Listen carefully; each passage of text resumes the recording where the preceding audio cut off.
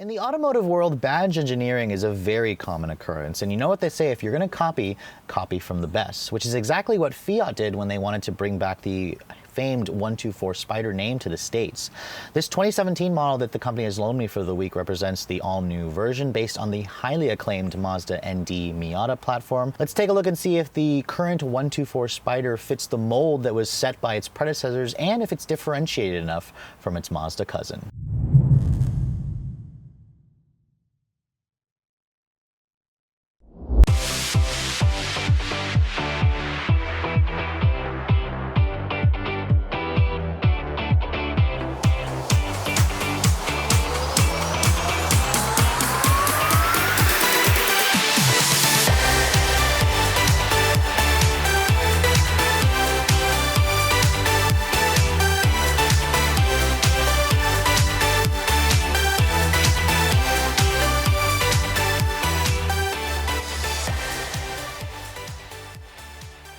The US market hasn't seen the 124 name in quite a few years now. I believe 1985 was the last model year of that very acclaimed roadster. And when the company decided to bring back this name, they knew they had to bring a vehicle that was lightweight, that had that classic Italian Pininfarina design, and was extremely fun to drive. For that, Fiat actually went to Mazda for help with this. Now, the current Miata has been getting a lot of critical acclaim from enthusiasts and the consumers. In fact, it's actually been a sales success, with Mazda moving about 1,300 units last month, which is really, really good for a small roadster like that. So what about the 124 Spider? Well, you can see the design of this car looks nothing like a Miata on the outside. In fact, Fiat has stretched the overall length about 5 inches versus the Miata. It's still a pretty small car. It's about 159 inches overall length. The wheelbase stays the same as the Miata.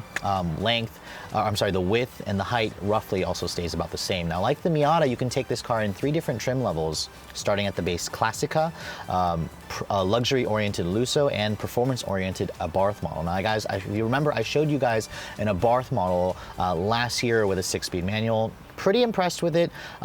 Didn't like the fact that it wasn't as loud as it could be. However, this time I'm going to show you a quick review on the Classica equipped with the 6-speed automatic transmission. This one obviously has a much lower starting price, and the car itself is designed to be a little bit softer, a little bit less hard edge versus the Abarth model. You can see the design. The front end has a very unique headlight design. Halogen projectors are actually standard. If you want LEDs, they're optional, part of a premium package on the Abarth or a luxury package on the Lusso trim.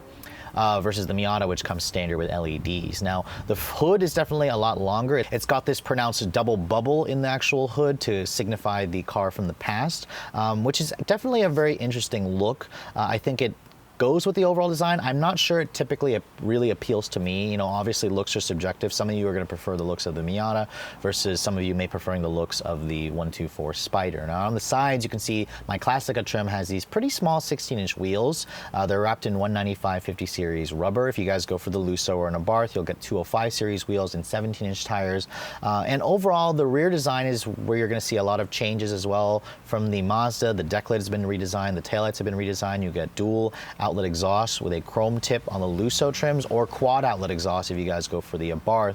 And it definitely has a much more masculine look to it, much more aggressive versus the slightly cutesy looks of the Miata, especially when you look at the overall proportions, where this car you can easily see is longer in the front and rear overhang. And under the hood is where Fiat made the biggest changes. Instead of the Miata's 1 or 2-liter Skyactiv 4-cylinder that's naturally aspirated, you have the company's 1.4-liter port-injected turbocharged unit, the same unit in the 500 Abarth. It makes 160 horsepower in this Classica, 4 more if you guys go for the Abarth trim. Now, overall, I think the design on the outside definitely takes a very unique approach for the Fiat design, but let's take a look at the inside and see if the company has made any changes versus the Mazda's interior. All 124 Spiders will come with this Mazda key fob, which has a Fiat badge in it. Again, it'll remind you that you have a car that was designed by Mazda, since the company didn't really change the key. Now, the key itself is a nice design. It could be due for replacement, honestly, as Mazda, I'm sure, is working on a new key. key. But my tester, you can see, has the technology collection, which gives you the remote access with the smart key entry. If you guys don't have the smart key entry, you won't have the button here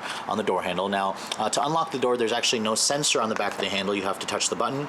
It'll beep twice to let you know it's unlocking the vehicle.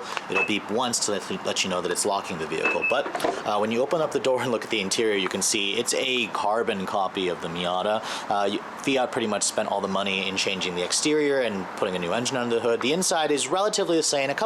Aside from a couple of changes to some trim pieces here and there, the door panel is where it's the most different, I'm noticing, whereas the Mazda has a little pocket here where you can store some stuff, and you have those color coordinated pockets or door sills that go to the exterior color. Fiat replaced it with a soft touch panel here and a slightly new door handle and grab handle here, aside from the same window switches. The seats on my Classica trim are cloth, obviously. They're manual operated. The Lusso and the Abarth will give you a different trim, leather or a combination of both. The seats themselves, they're comfortable, they're supportive. Now stepping inside the vehicle, you have to fall into the seat just like the Miata, so if you guys don't like sitting down low, you're not going to really like this. Now shutting the door, it sounds just like the Mazda. It has a nice solid thunk to it, especially for a topless vehicle like this. Now, to start the vehicle up, because all of them will come with a push button start, even if you don't have the intelligent access key, just put your foot on the brake or push the clutch in if you guys have the stick model, and then push the button here to fire up the engine. And of course, your ears are going to tell you it's a different engine from the Mazda. This is a 1.4 liter turbocharged motor. Rev limiter is pretty low, but you can hear the turbo spooling up when you rev it up, so it's definitely an interesting motor for sure. Now you can see here the gauges are pretty similar to the Mazdas, aside from the fact that the font's been changed, and they also changed the numbering on the speedometer here to go in 10, 30, 50, 70 as opposed to the Mazdas, which goes by even numbers. Now looking at the rest of the dash here, you can see the dash design's pretty much identical. The same Connect head unit here, which Fiat calls it Fiat Connect. Obviously it's Mazda Connect. The 7-inch display here is actually optional. It's part of a technology collection on my Classica trim. This particular head unit is not available on the Miata Sport. You have to go to a club or a Grand Touring to get that actual head unit here. Now the materials here are pretty good. It's soft touch here on the upper portion, which is actually different than the Mazdas. The Mazdas is hard touch plastic, but a different graining material. Over here it's hard touch, but if you go for the Lusso or the Abarth, you'll get stitched leather here on this portion, just like the Mazda. You have this silver painted plastic here on the dash vents. There's a satin silver chrome ring on the actual vents, which is nice. As I mentioned before, the door handles are soft touch on the upper portion, just like the dash. The windows are one touch down only. Up, it's not one touch. And the steering wheel, I like the fact that it's leather wrapped. You have your controls here for your Bluetooth, your audio controls. You have the same silver painted aluminum look trim on the actual wheel. It's a nice steering wheel. It doesn't telescope though, just like the Mazda, so taller drivers, you can find it hard to get a comfortable driving position because the wheel doesn't telescope. Down here you can see you have single manual zone climate control. You got an automatic zone if you guys go for the Lusso trim, and then of course there's no heated seats on my tester. Now down here you do have 2 USB ports and then a little SD card holder here if you guys decide to option in the nav. That your Fiat dealer can add the nav if you guys just insert the SD card. My tester, if you guys actually push the nav button here on the Connect controller, it'll tell you it's not equipped with navigation, just like the Mazda counterpart. Now obviously I've shown you guys this head unit before. It hasn't really changed at all. You have all your usual sources here. Applications takes you to your fuel economy and warning and maintenance guide. It doesn't actually have any features like Android Auto and CarPlay. I know Mazda is working on that. I don't know if it'll actually show up in this car if they do decide to put it in here. My tester also, for some reason, doesn't have satellite radio, even though it's got the technology group, which is kind of annoying, but you have your other sources, FM, AM, Pandora, AHA, Stitcher, Bluetooth streaming audio, and then of course your USB. Going to the rest of the settings here, your phone interface, it works like every other system. The system itself is also touch screen if you want to use the touch screen, which is definitely nice. Personally, I prefer to use the knob here as I don't like to get fingerprints all over the screen. Now, one thing this car has an advantage over from the Mazda is when you put it in reverse, you actually get a backup camera if you have this head unit. It's a pretty standard backup camera. It doesn't have trajectory or parking sensors, but you can't even get this on the Mazda, so it's nice to see that Fiat decided to include a backup camera on this car. Now, speaking of which, this is the 6-speed ACEN source transmission. It's the old automatic transmission from the previous generation Miata.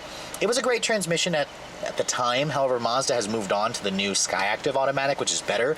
I'll go into the test drive drive later on. It's not the best, most refined transmission. It's kind of clunky. It also doesn't have a sport mode here or paddles on the wheel. You have to go for the Abarth model to get that. Looking over here, still the same storage compartment here where it's slightly padded on the armrest.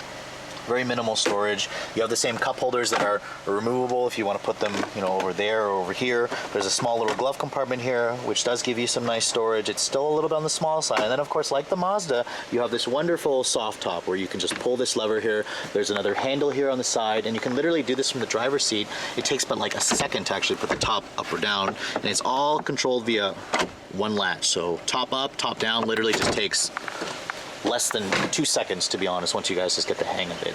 Overall, the inside is definitely a nice place to spend time. Cozy. I'm only 5'7" and I fit perfectly in this. However, if you're over 6 feet, you're gonna have some trouble with the headroom, and of course, if you got longer legs, you're gonna have trouble getting a comfortable driving position. But overall, I think the inside definitely works, just not differentiated enough from the Mazda for my taste. Now, because the Fiat is a little bit longer than the Mazda, you get a slightly more cargo space. I'm noticing the opening is a little bit larger, but you're still looking at a pretty small 4.9 cubic feet of space. There is no spare tire, obviously. There is a deeper well here, so you can kind of put some stuff down there. And instead, the company gives you a fix-a-flat kit and an air compressor if you guys get a flat. But overall, the trunk is definitely not spacious, but it's about what you expect for a small roadster.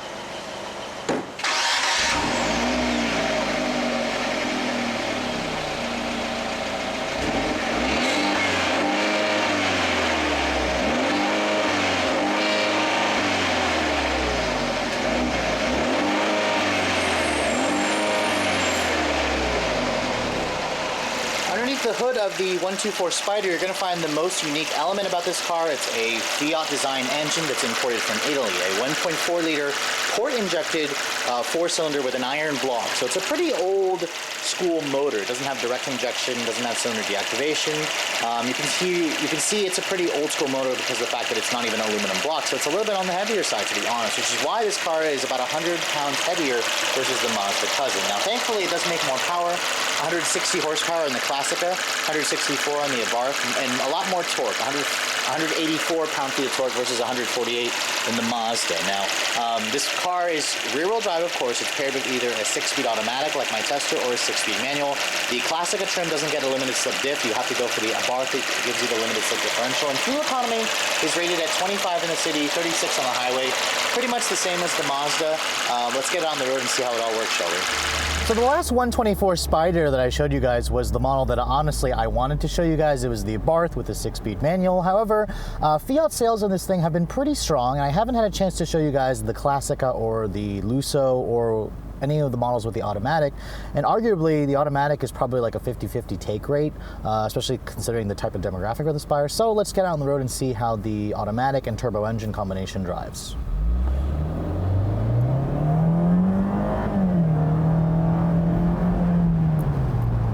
Now, the 6-speed in this car is a variation of the old transmission that was used in the previous NC Miata. Basically, Mazda just gave Fiat the older NC transmissions, and it's an Ascend automatic transmission. It's from a design that's probably like 5-10 years ago. So it's definitely starting to show its age in terms of the shift quality, in terms of the programming. It's not the smoothest transmission. Now, being that all that said, how does it drive kind of just in the regular everyday world? And I have to say, the extra mid-range torque that this 1.4 liter gives you is certainly welcomed. It fits the more relaxed driving style of the 124 Spider in general. The suspension's a little bit more compliant, it's a little bit quieter. The engine makes pretty uninspiring noises. This particular trim level doesn't come with a sport mode. To get any kind of manual control, you have to go to the slap shift here. And it actually does rev match on your downshifts pretty well, surprisingly.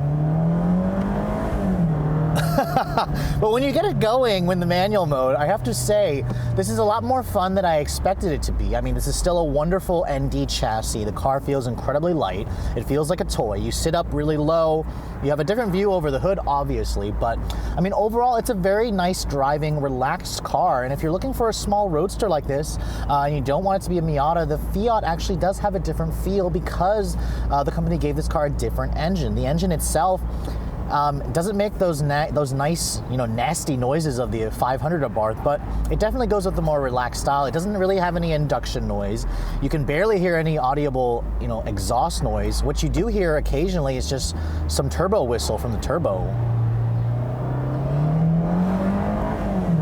But like many turbo engines that aren't, you know, benefiting from direct injection, this engine does have a fair amount of turbo lag when you first get on it. The strongest meat of the power band is between like 3,000 to about 5,000 RPM, but once you pass 5,000 RPM, there's nobody home. In this car, the power really tapers off. You really want to short shift this thing and go with the more relaxed driving style. Now, for some of you, that may be, you know, a nice thing. For a lot of enthusiasts who want to wring out the most out of an engine, you're probably going to want to go with a Miata, to be honest.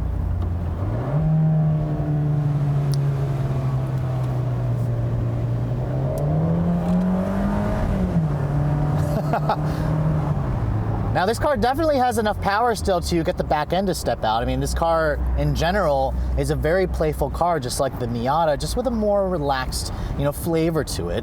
The steering is incredibly direct. It actually feels like it has a little more feedback than the last you know, Fiat 124 Spider Abarth that I drove. I mean, the steering feel, to me, feels identical to the Abarth, but it's a really great steering feel. It's electric power steering assist, so it is a little bit on the numb side at times, but the precision is definitely quick. The body definitely feels like it leans a little bit less than a Miata.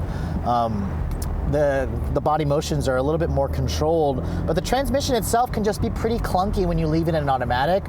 When it shifts, you can kind of feel that harshness from the shift. The new, you know, 6-speed auto that they use in the ND Miata is a far better transmission. Or I would love to see this car with a dual clutch. I would love to see it with a dual clutch with those nice crackle and pops from the exhaust. So it's a little bit of a missed opportunity for Fiat, but again, it kind of goes with the more, you know, relaxed driving feel of this Classica trim as opposed to the Abarth that I last drove. The ride quality of this car is also surprisingly good. It's a really soft, comfortable ride, but it still has that nice, playful handling with a little bit less body roll than the most of the models of the ND Miata that I drove, including my own.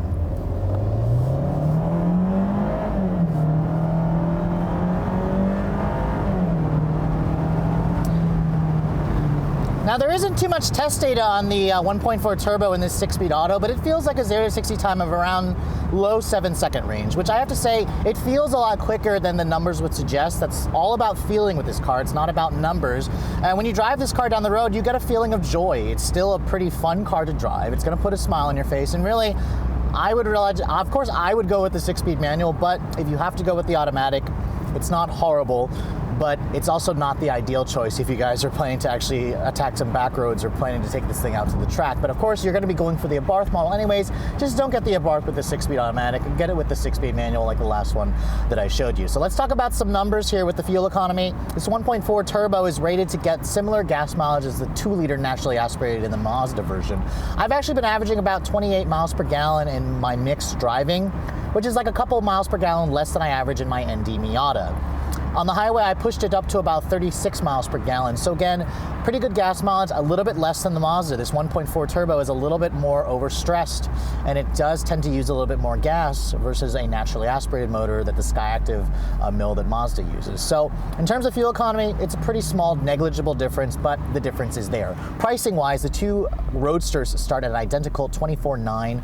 There's like a $50 discrepancy in the price. That's negligible. You're not going to notice that. Now, when you start pairing the trim levels, the Abarth model starts at $28,100, which is the most expensive. The Lusso starts at like $27,000, which is a good couple $1,000s less than the Mazda versions of the Club and the GT. Why do you may ask? Because the Fiat comes with less equipment. As I mentioned earlier, there's no standard LED headlights, there's no standard radio head unit, or the blind spot monitoring on the Grand Touring that you get on the Lusso, where you have to add like a premium or a luxury collection, which is like $4,000, almost an extra option. So when you look at it from that point of view, the Mazda is a better value, but the Fiat can be cheaper if you don't really necessarily care for all the tech features that the Mazda gives it to you as standard equipment. Now, my tester is a Classica that starts at $24,900.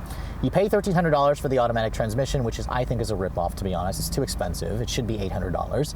And then it's got another $1,300 for the technology collection, which gives you the backup camera, the 7-inch Fiat Connect head unit, with the the touch response, and then the Connect controller here. All in, my tester is around $28,300. Kind of a good amount of money. I'd rather just get a Fiat Abarth at that point and not add all this stuff on it. Mine would have to be a manual, of course. Now, the Fiat Spider can get pretty expensive if you guys start speccing out the Abarth how I would do it. I would get the Abarth with the premium collection, with the Brembo brakes, maybe the Recaro seats. Haven't really tried them, to be honest, but you option in an Abarth like that, and the price can quickly top $35,000, which is, you're talking Mazda Miata RF club money with the Brembo BBS package, which is still, you know, a pretty good value considering it's a small roadster. Some of you may think, oh, well, for $35,000, I can go get myself an EcoBoost Mustang or a Camaro V6. Sure, you could, but that's not the whole point of that kind of a car. You're buying this because it's lightweight, because it's efficient, because it's fun, because you can literally drive it slow within legal speed limits and still be having a great time. So with all that said, which one should you choose? Should you buy the Mazda version or the Fiat version? That's really gonna come up to, you know, your personal style. For me, I would probably just get a Miata Club with the Brembo BBS package if I was planning to autocross or race this thing all the time.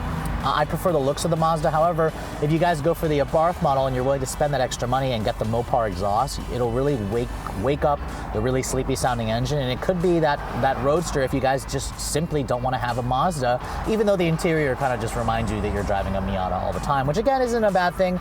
I wish they could have done a little bit more to differentiate the interior, just to make me forget this car is sharing a platform with the Mazda Miata. But anyways, I hope you guys have enjoyed my full overview of the 2017 Fiat 124 Spider Classica. If you're in the market for a small roadster like this, this and the Miata really are your only games in town. So it's really going to be up to you, your personal style, whether you want the Fiat or the Mazda. But if you're also looking to see the latest cars I'm testing, make sure you follow me on Instagram at Redline_reviews, like us on Facebook, and if you haven't done so, please subscribe to the Redline Reviews YouTube channel for all the latest reviews. Thanks so much for watching, guys. I'll catch you all in the next video.